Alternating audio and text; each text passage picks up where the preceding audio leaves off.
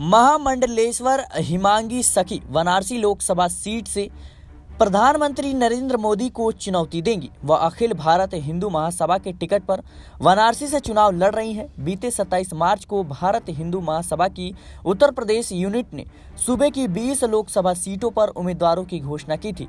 इसमें वाराणसी संसदीय क्षेत्र से किन्नर महामंडलेश्वर हिमांगी सखी का भी नाम शामिल था।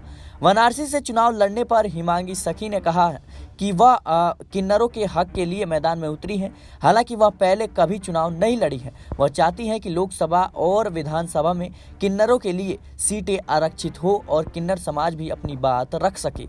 हिमांगी सखी ने कहा कि आज भी किन्नर समाज भीख मांगकर या तो फिर वैश्यावृत्ति से जुड़कर अपनी रोजी रोटी कमाने के लिए मजबूर है। सरकार ने किन्नर समाज को आगे बढ़ाने के लिए कुछ भी नहीं किया है।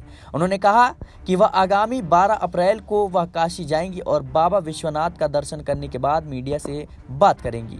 हिमांगी सखी किन्नर महामंडलेश्वर हैं। बताते चलें कि वह 5 भाषाओं में भागवत कथा सुनाने के लिए मशहूर हैं और वह पंजाबी, गुजराती, हिंदी, अंग्रेजी और मराठी आदि भाषाओं में भगवत कथा सुनाती है। हिमांगी सखी भारत के अलावा बैंकॉक, सिंगापुर और मॉरिशस और आदि जगहों पर भगवत कथा सुना चुकी हैं। वह अक्सर किन्नर समाज के लिए अपनी आवाज़ बुलंद करती रहती हैं। किन्नर महामंडलेश्वर हिमांगी सखी की मां पंजाबी थी और उनके पिता गुजराती थे। हिमांगी सखी का बचपन महाराष्ट्र में बीता, लेकिन माता पिता के निधन के बाद सखी वृंदावन पहुंची और वहां शास्त्रों का अध्ययन शुरू किया।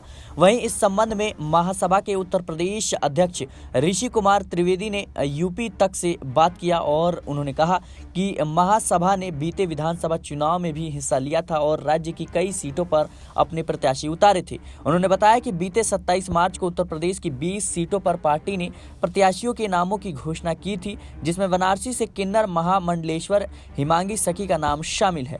उन्होंने आगे बताया कि अब तक उत्तर प्रदेश में जो है उनकी पार्टी यूपी की 24 सीटों पर अपने उम्मीदवारों का ऐलान कर चुकी है। वाराणसी लोकसभा सीट पर 7वें और अंतिम चरण में मतदान होना है। हालांकि अभी से वाराणसी संसदीय क्षेत्र को लेकर चुनावी हलचल और भी ज्यादा दिलचस्प बढ़ती जा रही है। फिलहाल के लिए इससे खबर में इतना ही। देश और दुनिया की तमाम खबरों के लिए बने रहे नेशनल पॉलिटिकल बाइट के साथ।